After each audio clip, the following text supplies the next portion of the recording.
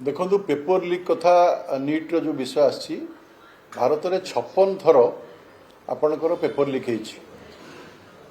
कांग्रेस केते जन मंत्री इस्तीफा देते ओडिशा रे विभिन्न आपणकर पेपर लीक होती से नवीन पट्टनायक मंत्रिमंडल जो मैंने से कहीं इस्तीफा देले ना एनईटी रे पेपर लीक कथा को केंद्र सरकार समाधान करिसेंती तुरंत एनईटी रो परीक्षा करिसेंती एवं आज रिजल्ट बाहर छात्र छात्री मान खुशी पर परिपक्व नेता बहुत दिन धरिकी मुख्यमंत्री रहिले किंतु हितायत ज्ञान नाही सी जहाँ को समर्थन करुचंती से माने समस्ते देश विरोधी तत्व धर्मेंद्र प्रधान को नेतृत्व में भारतर इतिहास परिवर्तन होगा जाऊँगी तेणु यही कम को विरोध करने ये वामपंथी दल बा आपणकर जो माने विदेश रु फंडिंग पाउचंती से दीपके कथा कहतु